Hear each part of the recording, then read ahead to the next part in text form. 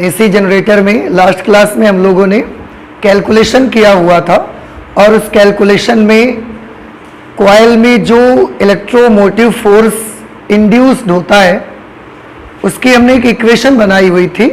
आप सभी को याद होगी वो equation, E is equal to E not sine omega T. ये इक्वेशन बनाई थी। बता सकते हैं, मैंने लास्ट क्लास में आपको बताया E क्या चीज है? विद्युत वाहक बल, बस। तो फिर E नॉट क्या चीज है? घर में पढ़िए आप लोग भाई। E है किसी समय t पर कुंडली में प्रेरित विद्युत वाहक बल और E नॉट है कुंडली में प्रेरित विद्युत वाहक बल का महत्तम मान, अधिकतम मान, और इसी को हमने क्या बोला था? शिखर मान, पीक वैल्यू बोला था। तो ये इक्वेशन बनी थी और आपने देखा टाइम पर ये डिपेंड करती है। आज हम लोग उसका नेक्स्ट पॉइंट पढ़ेंगे जो कि वर्किंग है, कि एसी जनरेटर वर्क कैसे करता है आखिरकार, इसको देखना है। तो देख लेते हैं, बड़ा आसान है वर्किंग, आपको थोड़ा सा समझना है। ये आप कॉइल देख रहे हैं और ये इस तरह से ओमेगा कोणीय वेग से घूम रही है, ठीक है। आप याद रखिए ये कॉइल अगर ऐसे है तो ये कैसे घूम रही है? ऐसे, ठीक है। ये कॉइल आपकी इस तरह से घूम रही है। अब थोड़ा गौर से देखिएगा इसको, आप फिगर में देख सकते हैं, यहां भी देख सकते हैं। जो कॉइल आपके सामने फिगर में बनी हुई है उसमें ये P Q R S points माने गए हैं, पी क्यू आर एस। आप देखिए फिगर में ऐसा ही है कि नहीं है? P Q R S, P Q R S, ठीक है। अच्छा, अब कॉइल घूम रही है इसके भीतर। याद रखिएगा ये वाली साइड पी क्यू है, जिधर से खुल जाती है वो आर एस है, ठीक है। तो पी क्यू आर एस। जब ये कॉइल ऐसा घूम रही है उस समय थोड़ा ध्यान से देखिए, हमने मान लिया कि हमने जब देखा उसको तो ये कॉइल ऐसे चल रही थी, तो उस समय इसकी पी क्यू भुजा किधर की तरफ आ रही है? आप देखो ऐसा बाहर की तरफ आ रही है। इसका मतलब इस पी क्यू भुजा पर बाहर की तरफ फोर्स लग रहा है, या बाहर की तरफ ये भुजा चल रही है ऐसे। तो ये जो पी क्यू साइड है अभी ये घूमते हुए बाहर की ओर आ रही है। अगर ये साइड बाहर की ओर आ रही है तो फ्लेमिंग का प्रेरित विद्युत वाहक बल अथवा प्रेरित धारा की दिशा निकालने का क्या रूल था? फ्लेमिंग्स राइट हैंड रूल, दाहिने हाथ का नियम। मैं आपको याद दिला दूं, इसमें ये जो फर्स्ट फिंगर है हमारी, इसको हमको बी की तरफ करना है, चुंबकीय क्षेत्र की दिशा में। अंगूठा किस तरफ करना है हमको? उस दिशा में जिस तरफ चालक गति करेगा, या चालक पर जिस दिशा में बल लगेगा उस तरफ हमको ये वाला थंब कर देना है। जब आप ये दोनों सेट कर देंगे, फिर से इसको किधर ले जाना है? बी। इसको किधर ले जाना है? चालक जिस तरफ गति करेगा, गति उस तरफ करेगा जिस तरफ फोर्स लगेगा उस पर, तो फोर्स की डायरेक्शन में भी कर सकते हैं। जैसे ही दो सेट करेंगे उस वक्त ये वाली मिडिल फिंगर जिस डायरेक्शन पे होगी वही डायरेक्शन करंट की डायरेक्शन बन जाएगी। समझ आ रहे हैं आपको? तो अभी इसकी ये पी क्यू भुजा ऐसा बाहर आ रही है, तो बता सकते हैं इस फिगर के मुताबिक मुझे ये उंगली बी की तरफ करनी है। चुंबकीय क्षेत्र की तीव्रता की दिशा किधर से है? इधर से ऐसे है, तो बी हमको ऐसे रखना पड़ेगा। तो ये वाली उंगली हमने बी की तरफ कर दिया। अंगूठा किस तरफ करना है? चालक जिस तरफ गति कर रहा है। हम पूरी आयताकार कुंडली में पी क्यू को देखेंगे केवल, बस पी क्यू से ही हम पूरा आइडिया लगा लेंगे। आप और किसी साइड को नहीं देखोगे, और किसी साइड को देखोगे आप कंफ्यूज हो जाओगे। इसलिए आपको पूरे वर्किंग में सिर्फ एक भुजा ले लो, चाहे फिर आप आर एस ही क्यों ना ले लो। तो हमने पी क्यू ले लिया, हम इसी से हमने पूरी लिखावट भी की है, तो उसी के बेसिस पर आपको समझा देते। तो इसको किस तरफ करना है? बी की तरफ कर दिया हमने। चुंबकीय क्षेत्र की तीव्रता की दिशा तो यही है ना।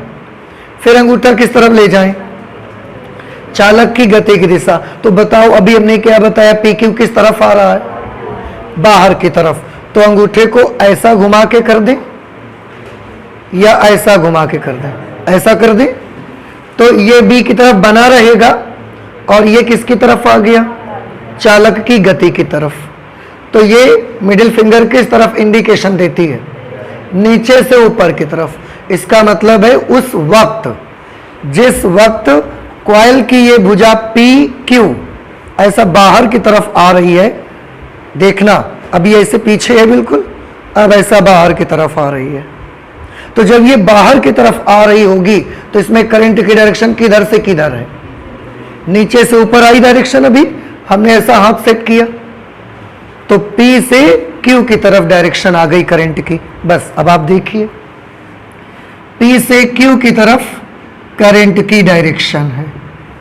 अगर इस भुजा में P से Q की तरफ है तो यहां पर Q से R होगी। नहीं समझ आया भाई, अगर यहां से P से Q है तो इधर Q से R नहीं होगी, फिर यहां पर कैसी होगी, R से S, यहां पर ऐसे, यहां पर ऐसे, और ये वायर कहां तक जाती है, तो यहां पर ऐसे, यहां पर ऐसे, ये स्लिप रिंग्स और कार्बन ब्रश स्प्रिंग से होते हुए ये बाहर आ गई करंट, यहां पर ऐसे, और ये जो हमारा बाह्य परिपथ है, लोड है, उसमें किधर से किधर, N से M की ओर, फिर ऐसे, यहां से फिर करंट देखो बेटा, ये फिर से spring, carbon brush, slip ring, और ये इससे जुड़ा हुआ है। इसमें करंट ऐसे आ गई, इसमें ऐसे आ गई, करंट का रास्ता पूरा हो गया। तो आपके घर तक करंट आ गई, किस दिशा में, आपके घर में जो बल्ब लगा है, जो लोड लगा है, उसमें करंट किधर से किधर मिली आपको, N से M की ओर। और एक चीज देखिए, आपके घर में जो भी करंट आती है,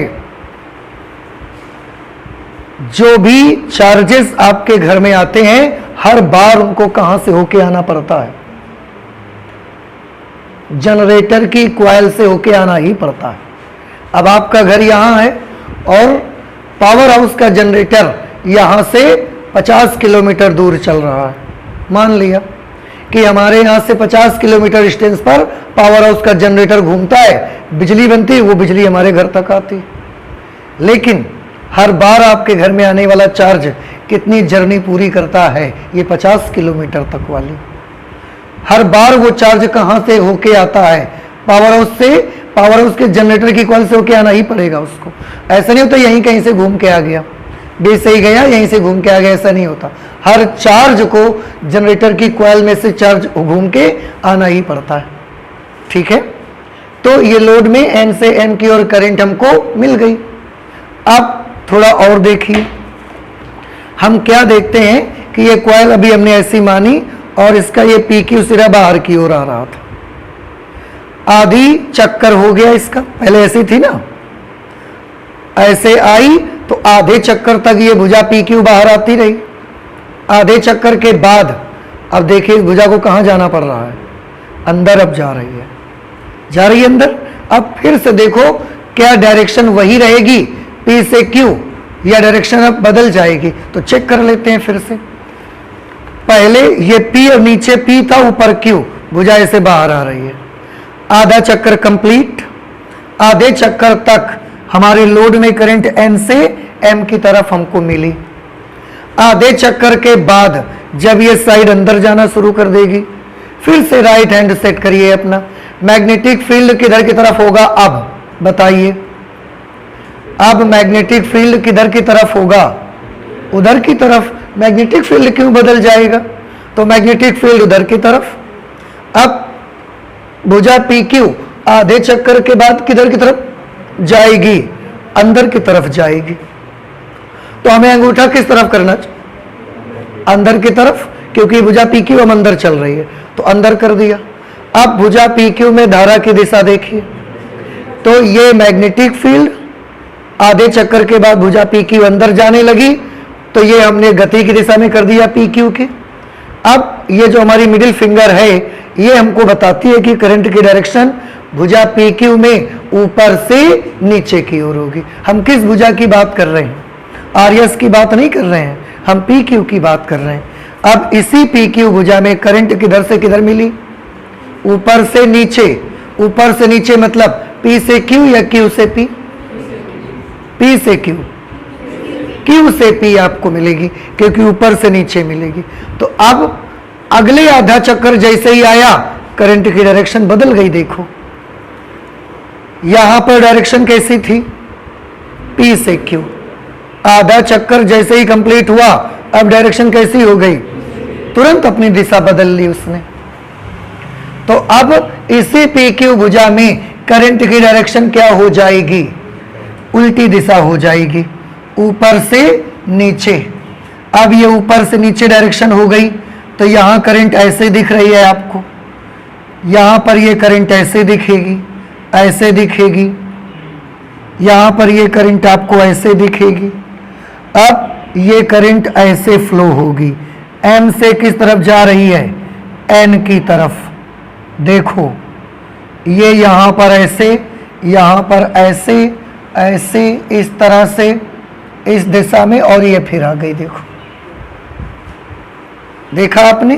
तो फिर जितनी देर तक ये पी क्यू अंदर जाता रहेगा, उतनी देर तक लोड में धारा की दिशा क्या है?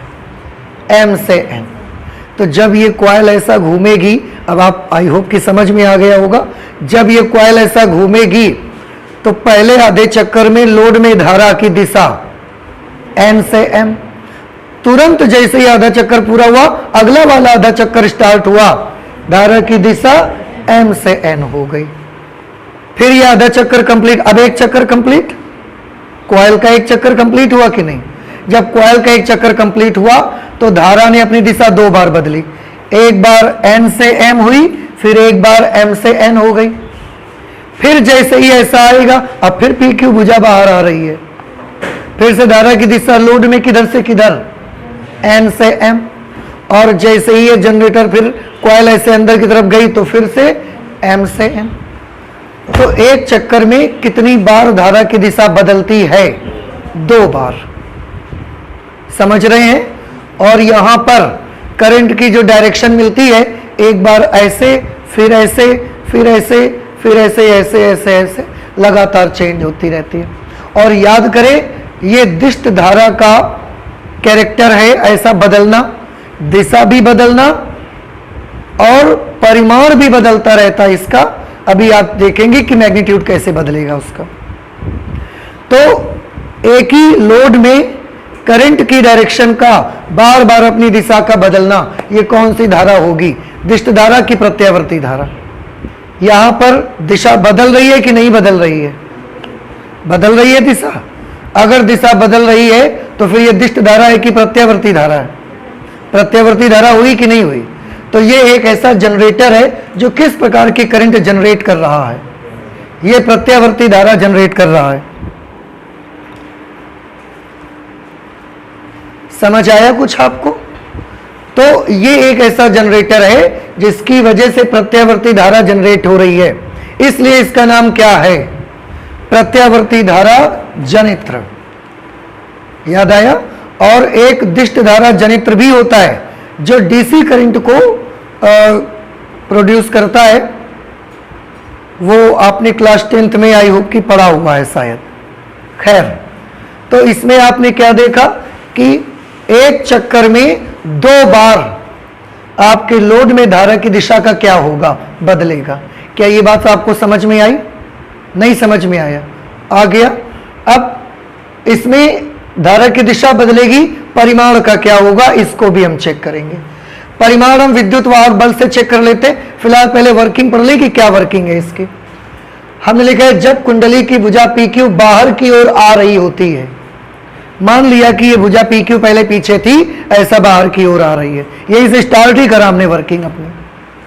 बाहर की ओर आ रही होती है तो फ्लेमिंग के दाएं हाथ के नियम से, ये दाएं हाथ का नियम हमने लगाया, भुजा पी क्यू में प्रेरित धारा की दिशा पी से क्यू की ओर होती है। आपने अभी देखा था पी से क्यू की ओर डायरेक्शन मिलती है, तथा बाह्य परिपथ में धारा एन से एम की ओर प्रवाहित होती है। जो बाहरी परिपथ था उसमें एन से एम की ओर धारा बहती थी। जब कुंडली के आधे चक्कर के बाद भुजा पी क्यू अंदर की ओर जा रही होती है, जब आधा चक्कर पूरा होता है फिर अंदर की ओर जाती है, तो पुनः दाएं हाथ के नियम से उसी भुजा पी क्यू में चित्र में होता क्या है कि पी क्यू यहां बना हुआ है, आर्यस यहां बना है। आप जब ये अंदर जाती है, बाहर आने पर तो ये भुजा देखते हैं आप, अंदर जाने पर ये भुजा देखने लगते हैं। ऐसा नहीं करेंगे, किसी एक भुजा को देखकर ही करंट की डायरेक्शन डिसाइड करनी है आपको। तो सोचो कि जब पी क्यू अंदर जाएगी तो किस दिशा में करंट होगी, उस पे नीचे की तरफ। पी क्यू में प्रेरित धारा की दिशा क्यू से पी की ओर होगी, क्यू से पी नीचे की ओर, तथा बाह्य परिपथ में धारा एन से एम से एन हो जाएगी। इस प्रकार कुंडली के प्रत्येक आधे चक्कर में बाह्य परिपथ में धारा की दिशा एक बार एन से एम रहती है, एन से एम, तथा अगली बार एम से एन हो जाती है। और ये कितनी देर में बदल जाती है? एक चक्कर में बदलती है कि आधे चक्कर में? हर आधे चक्कर में दिशा बदल जाती है उसकी, एक चक्कर में नहीं। इस प्रकार बाह्य परिपथ में प्रत्यावर्ती धारा एसी का प्रवाह होना प्रारंभ हो जाता है। बस इतना सा आपको वर्किंग में लिखना है। समझ नहीं आई वर्किंग आपको? आया समझ में? इसके बाद वर्किंग के बाद नेक्स्ट पॉइंट हम इसका लेते हैं। हम ये देखना चाहते हैं कि किस तरह से यहाँ जो भी विद्युत वाहक बल या धारा उत्पन्न हुई है वो अपनी डायरेक्शन और मैग्नीट्यूड परिमाण कैसे बदलता है, ये हमको देखना है थोड़ा। उसके लिए आपको याद होगा बेटा, लास्ट क्लास में हमने विद्युत वाहक बल का एक इक्वेशन बनाई है। फिर से बोलो, ई क्या चीज है बताओ? किसी समय t पर कुंडली में प्रेरित विद्युत वाहक बल, ई नॉट कुंडली में प्रेरित विद्युत वाहक बल का अधिकतम मान, शिखर मान, ओमेगा कुंडली का कोणीय वेग। अब हम देख रहे हैं कि जो विद्युत वाहक बल है वो टाइम पर डिपेंड करता है, समय पर निर्भर करता है। समय के अनुसार विद्युत वाहक बल की वैल्यू बदलेगी। तो हम क्या करना चाहते हैं, विद्युत वाहक बल और समय के बीच एक ग्राफ बनाना चाहते हैं। तो नेक्स्ट 7 नंबर पॉइंट हमने बनाया, प्रेरित विद्युत वाहक बल तथा समय के बीच ग्राफ। ठीक है, अब इसमें मैं एक काम करूंगा, t की वैल्यू हम बदलते जाएंगे और e की वैल्यू निकालेंगे और उसके बाद ग्राफ खींचेंगे। मैथमेटिक्स में आप ग्राफ खींचते हो ना, ग्राफ खींचने का मेथड आपको मालूम है। तो ग्राफ अगर e और t के बीच खींचना है तो आप क्या करते हैं, t को अपने आप से बदलते जाएं और उससे जो e की वैल्यू मिले वो आप एक टेबल बना लो और उससे e और t के बीच आप ग्राफ ड्रॉ कर सकते हो। यहां पर हम एक काम करना चाहते हैं, ओमेगा कोणीय वेग है, एंगुलर फ्रीक्वेंसी भी इसको कहते हैं। और बेटा आपको याद होगा इसका फॉर्मूला होता है 2 पाई बाई टी। तो इस ओमेगा की जगह पर हम 2 पाई बाई टी लिख देते हैं। ई नॉट साइन ओमेगा की जगह पर 2 पाई बाई टी और इंटू टी।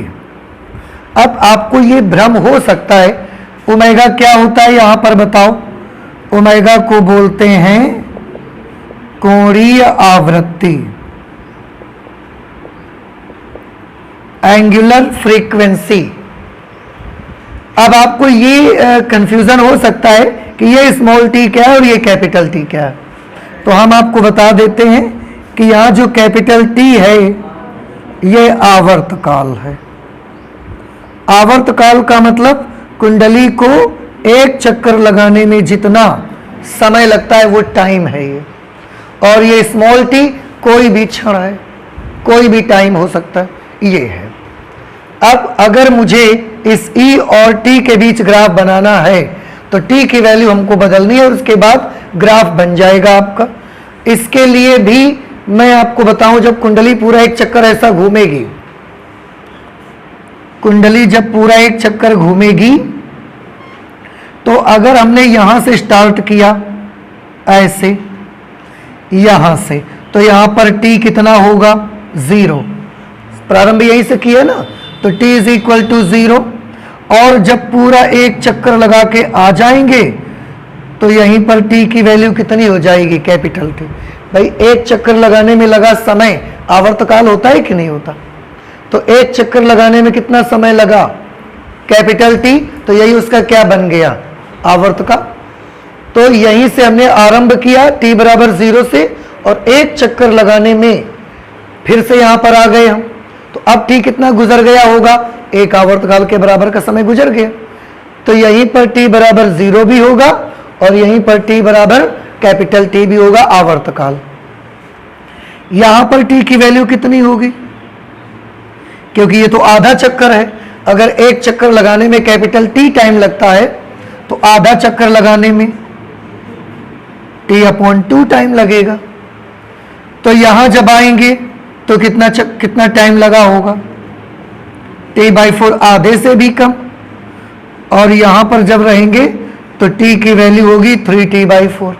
तो जब आपकी कॉइल पूरी ऐसे घूमेगी, बाई चांस मैं इसको ऊपर से आपको दिखाता हूं, यहां से घूमना स्टार्ट किया, t बराबर 0, t बराबर t/4, small t is equal to capital T/2, small t is equal to 3t/4, small t is equal to capital T।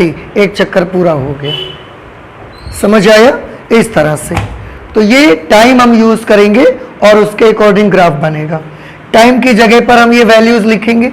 सबसे पहले 0, 0 के बाद क्या लिखेंगे, t/4, इसके बाद t/2, फिर 3t/4, आगे कैपिटल T। पूरा एक चक्कर हो जाएगा, हम एक चक्कर का ग्राफ बनाएंगे, इसके आगे का नहीं। अब यहां पर वैल्यूज लिखिए। जब आप स्मॉल t की जगह 0 लिख देंगे, स्मॉल t की जगह 0, तो ये पूरा 0 बन जाएगा। ये sin 2π/t इंटू टी, इतना लिखा है हमने केवल यहां पे। जब ये 0 लिखोगे तो sin 0 बनेगा, और sin 0 की वैल्यू 0। t/4 लिखिए इस t की जगह पर, sin 2π/t, और स्मॉल t की जगह पर क्या लेना है आपको, t/4। t से t कैंसिल हो गया, 2 से ये कैंसिल हो गया, sin π/2, sin π/2 sin 90, sin 90 की वैल्यू 1।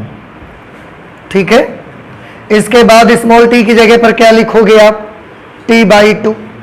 तो उसी स्मॉल t की जगह अब t/2 लिखो, sin 2π/t, और उसी स्मॉल t की जगह पर t/2।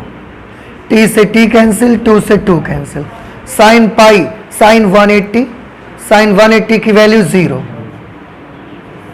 फिर 3t/4 लिखेंगे आप, तो ये हमने लिखा sin 2π/t into 3t/4, t से t कैंसिल, 2 से ये कैंसिल, sin 3π/2, sin 270, और sin 270 की वैल्यू -1। इसके बाद जब आप कैपिटल T लिख दोगे तो sin 2π/कैपिटल T into small t, और इस स्मॉल t की जगह पर हमको क्या लिखना है, इससे ये कैंसिल, sin 2π, sin 2π की वैल्यू 0, तो इसकी जगह पर हमने क्या लिख दिया, 0।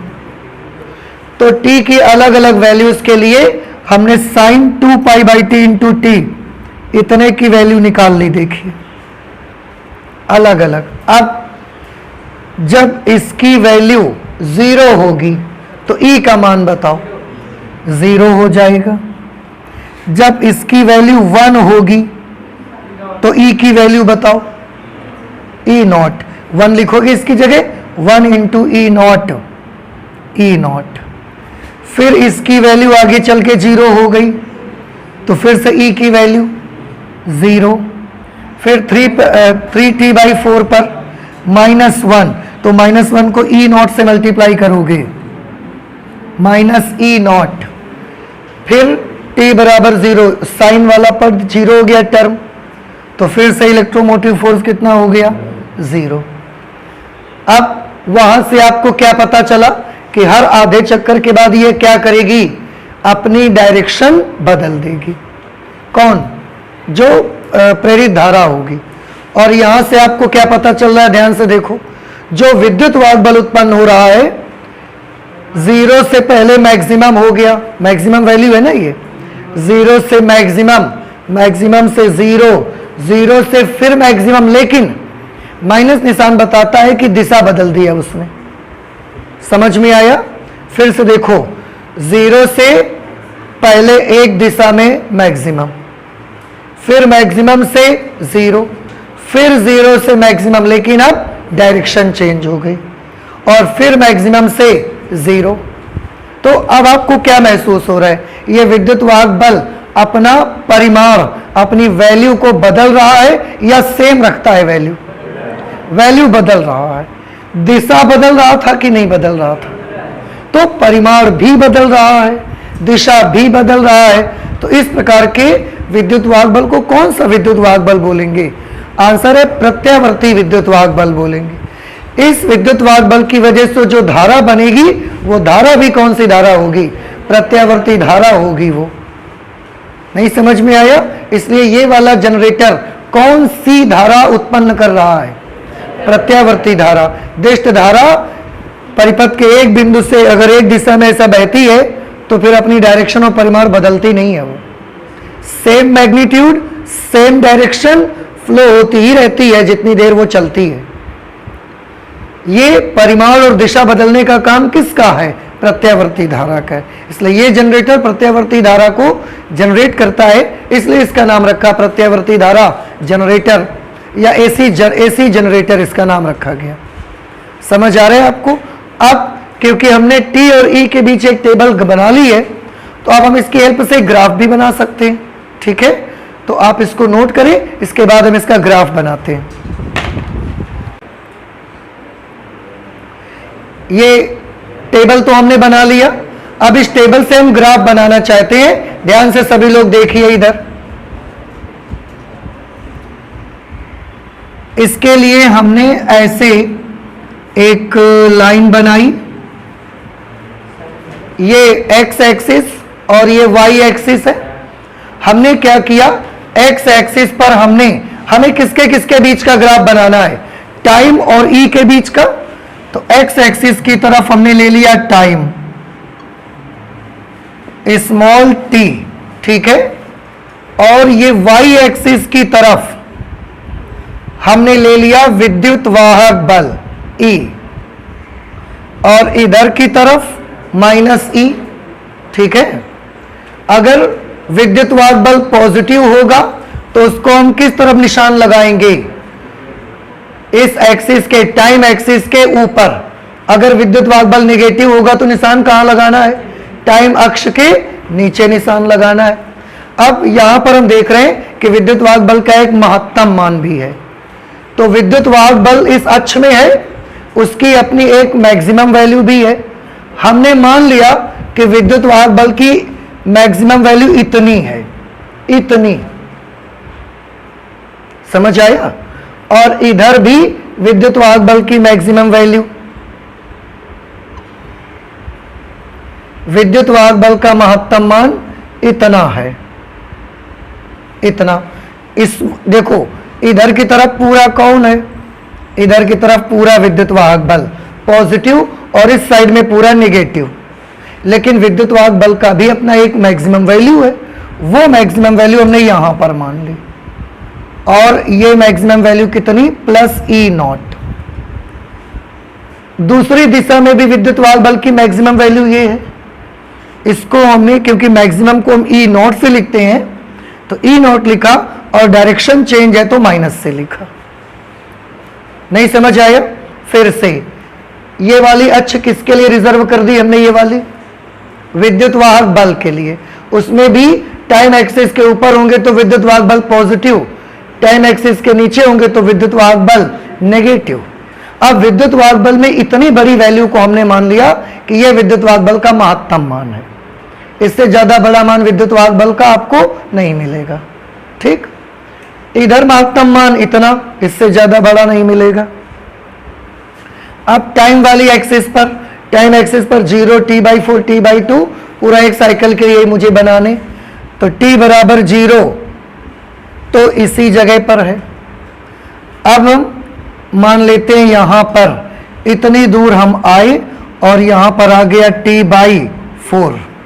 0 के बाद t/4 आएगा इतनी डिस्टेंस पर, फिर यहां से इतनी डिस्टेंस पर t/2, फिर यहां से इतनी डिस्टेंस पर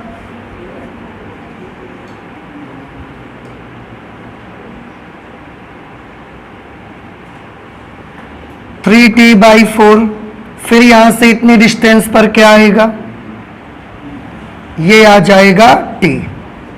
केवल एक चक्कर का ही हमको बनाना है ग्राफ बस। अब आप ध्यान से देखिए, t बराबर 0 पर e की वैल्यू देखो कहां है। ये बीच की लाइन नहीं देखनी है आपको, t और e देखना है। t इज इक्वल टू 0 पर e बराबर कितना है, तो t 0 कहां पर है, यहां पर। e की वैल्यू 0 कहां पर होगी, यहां पर। यहां पर 0 होगी e की वैल्यू, ये तो मैक्सिमम वैल्यू है, तो क्या यहां 0 होगी, यहीं पर e भी 0 है। ठीक है, तो ये वाला पॉइंट हमने लगा दिया। ये कौन सा पॉइंट है जहां पर t 0 है और e भी 0 है। अगला t/4 पर e0, वो भी पॉजिटिव। तो जब t/4 है तो पॉजिटिव e0 पर निशान लगाना है आपको। t/4 पर पॉजिटिव e0 पर निशान लगेगा इस जगह पर, इधर से इसमें और इधर से इसकी सीध में, दोनों की सीध में यहां पर निशान लगेगा। t/2 पर e कितना है, 0, तो t/2 पर फिर से e 0 हो गया। e 0 हो गया, इसका मतलब ग्राफ ना तो ऊपर जाएगा ना नीचे, इसी लाइन पर रहेगा। नेक्स्ट 3t/4 पर माइनस e0, 3t/4 पर माइनस e0 यहां इसके बिल्कुल सीध में और यहां इसकी सीध में,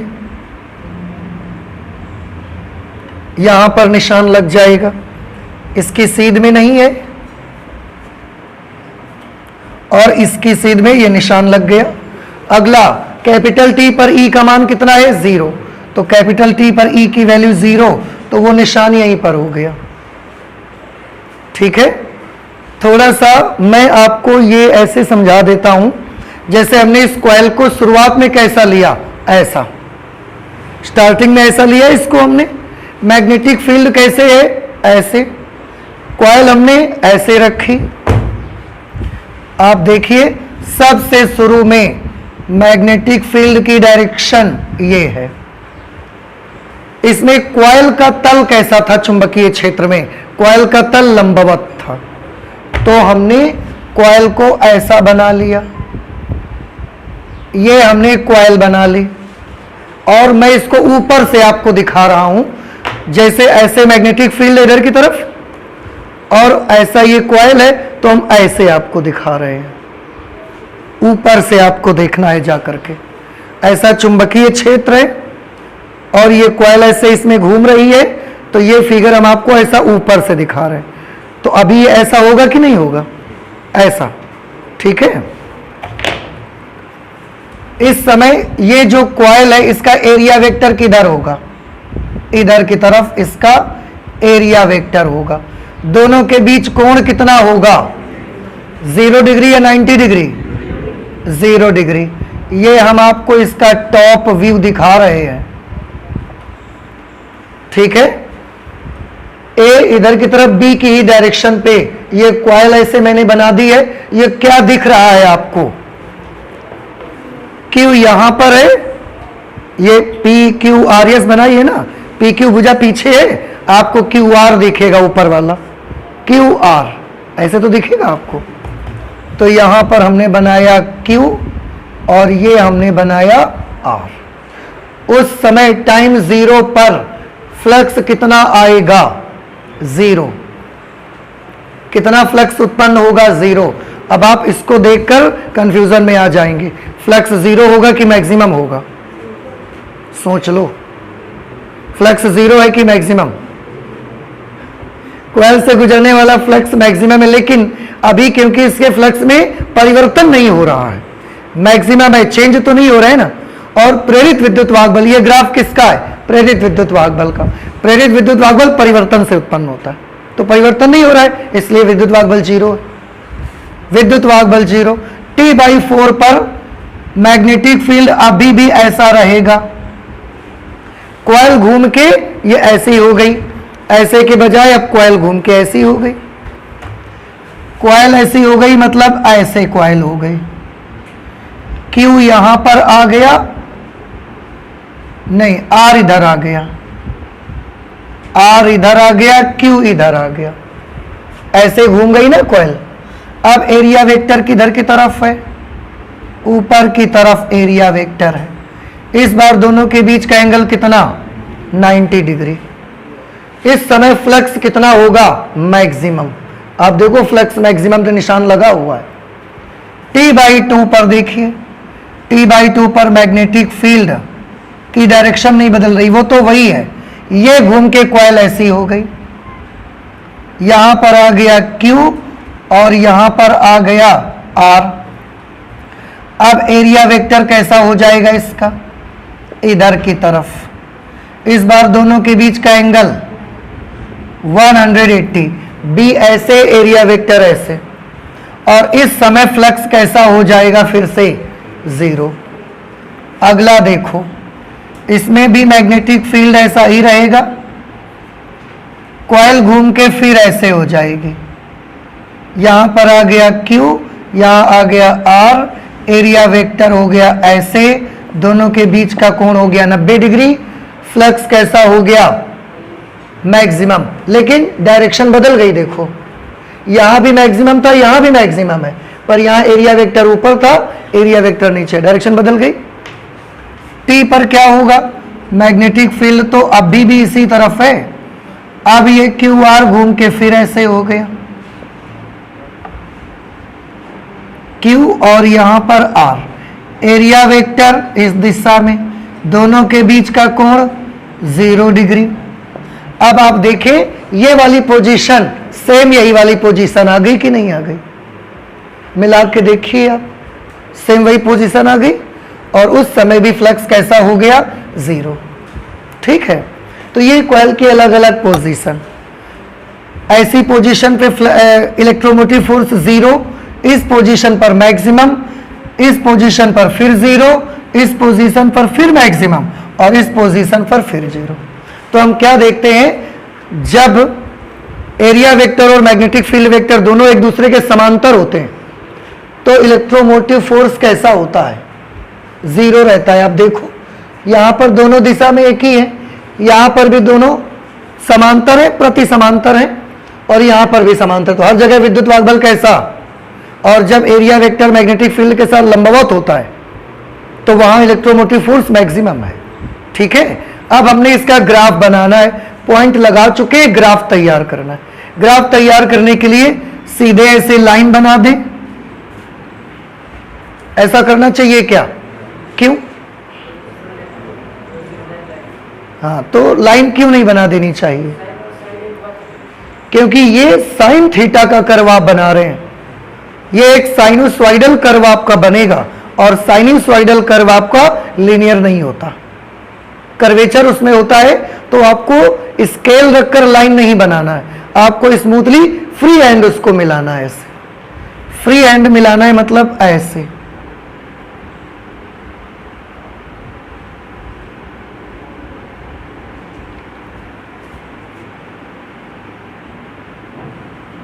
ऐसे, तो इस तरह का बेटा आपको ग्राफ मिलेगा, ऐसा, यहां से फिर ऐसा जाते हुए,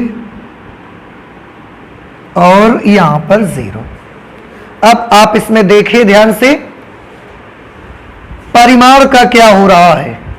0 टाइम पर विद्युत वाहक बल 0 है, इतने टाइम पर विद्युत वाहक बल कितना है? इतना। इस टाइम पर विद्युत वाहक बल इतना और बढ़ गया, इस टाइम पर विद्युत वाहक बल मैक्सिमम, फिर इस टाइम पर विद्युत वाहक बल फिर कम हो गया, इस टाइम पर विद्युत वाहक बल और कम हो गया, यहां पर विद्युत वाहक बल 0।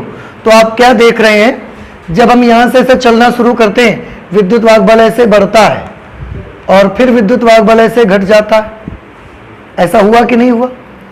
फिर इधर की तरफ जब चले तो विद्युत वाहक बल ऐसा बढ़ने लगा, देखो नीचे की तरफ, फिर उसी तरफ का घटेगा, फिर ऐसा बढ़ेगा, फिर घटेगा, फिर ऐसा बढ़ेगा, घटेगा। तो विद्युत वाहक बल किस तरह से चेंज हो रहा है? एक बार ऐसे ऊपर की तरफ चेंज होता है, फिर बढ़ता है, फिर उसी दिशा में घट जाता है, फिर एक बार नीचे की तरफ चेंज होता है, उसी दिशा में घट जाता है, फिर एक बार ऊपर की तरफ चेंज होता है, घट जाता है, फिर नीचे डायरेक्शन में चेंज होता है, कम हो जाता है, लगातार अपनी दिशा बदल रहा है। और अभी आपने देखा परिमाण भी बदलता है, यहां पर इतना, फिर इतना, फिर इतना, फिर इतना। तो ये जो विद्युत वाहक बल है, विद्युत वाहक बल का परिमाण क्या हो रहा है? परिवर्तित हो रहा है। दिशा भी क्या हो रही है? परिवर्तित हो रही है। और एक मजेदार चीज देखिए, परिमाण इसका लगातार बदलता है। परिमाण बदलता है, लेकिन किस तरह से? लगातार। यहां इतना, फिर इतना, फिर इतना, फिर इतना, फिर इतना, फिर इतना, फिर इतना, लगातार बदलता ही रहता है। तो परिमाण का जो परिवर्तन है वो कैसा परिवर्तन है? लगातार बदलाव है इसका, कॉन्टिन्यूअस चेंज है उसका। दिशा कैसे बदलती है? क्या दिशा भी लगातार बदल रही है? दिशा लगातार नहीं बदलती। आधे चक्कर में पॉजिटिव, आधे चक्कर में नेगेटिव, फिर आधे में पॉजिटिव, आधे पे नेगेटिव। तो डायरेक्शन कैसे बदल रही है? डायरेक्शन एक निश्चित समय के बाद बदलती है। डायरेक्शन तो लगातार चेंज नहीं हो रही ना, डायरेक्शन हर निश्चित समय के बाद बदलती है। और आपने क्लास 11th में एक गति पढ़ी है, आवर्ती गति, जिसमें आपने पढ़ा है कि जब कोई पिंड एक अपनी गति इस प्रकार दोहराता है कि एक निश्चित समय के बाद बार बार अपनी गति को दोहराता है, तो वो गति कौन सी होती है? आवर्ती गति। यहां पर भी डायरेक्शन जो बदल रही है वो डायरेक्शन लगातार बदल रही है या हर निश्चित समय के बाद बदलती है? निश्चित समय के बाद बदलती है। इसलिए दिशा का बदलना कैसा है? आवर्ती। दिशा का जो परिवर्तन है वो कैसा परिवर्तन है? आवर्ती, पीरियोडिक चेंज है। तो फिर से बताओ, ये जो विद्युत वाहक बल है इसका परिमाण बदलता है कि नहीं बदलता? बदलता है। कैसे बदलता है? लगातार। इस विद्युत वाहक बल की दिशा बदलती है कि नहीं बदलती? बदलती है। कैसे बदलती है? एक निश्चित समय के बाद बदलती है। और इस प्रकार का परिवर्तन आवर्ती बदलाव कहलाता है, आवर्ती परिवर्तन कहा जाता है, पीरियोडिक चेंज इसको कहते हैं। तो यहां जो विद्युत वाहक बल उत्पन्न होता है इस जनरेटर में, वो विद्युत वाहक बल की दिशा और परिमाण और दिशा, परिमाण उसका लगातार बदलता जाता है और दिशा उसकी एक निश्चित समय के बाद बदलती है। इस वाले विद्युत वाहक बल का नाम हमने क्या रखा? प्रत्यावर्ती विद्युत वाहक बल। तो ये वाला जो विद्युत वाहक बल है, वैसे तो हम इसको प्रेरित विद्युत वाहक बल बोलते हैं, लेकिन इसका दूसरा नाम क्या हो जाएगा? प्रत्यावर्ती विद्युत वाहक बल। और यहां से हमारा अगला लेसन स्टार्ट हो जाएगा, आपका प्रत्यावर्ती धारा का लेसन, अल्टरनेटिंग करंट।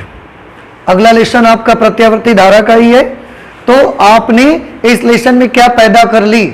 प्रत्यावर्ती धारा बना ली। तो अगले लेसन में अब हमको प्रत्यावर्ती धारा को स्टडी करना है। ये सारी चीजें समझ आ गई? जनरेटर समझ आया कि नहीं आया? इस प्रकार के ग्राफ को कौन सा ग्राफ बोलते हैं? इसको ग्राफ को बोला जाता है साइनोसॉइडल ग्राफ। हिंदी में इसको कहते हैं ज्यावक्र। क्या बोलते हैं इसको? ज्यावक्र बोलते हैं हिंदी में इसको। ठीक है। तो ये हुआ एसी जनरेटर, और एसी जनरेटर से जो विद्युत वाहक बल बना उसका ग्राफ, कॉइल की अलग अलग पोजीशन, जो विद्युत वाहक बल बना उसको हम प्रत्यावर्ती विद्युत वाहक बल बोलते हैं। परिमाण उसका लगातार परिवर्तित होता है, दिशा आवर्ती रूप में परिवर्तित होती है। ठीक है, तो आप इसे नोट कर ले। और एसी जनरेटर आपका कंप्लीट हो गया। नेक्स्ट टाइम जब हम वो लोग मिलेंगे तो हमारा अगला लेसन हमको पढ़ना है अल्टरनेटिंग करंट, प्रत्यावर्ती धारा का लेसन। ठीक है, थैंक यू।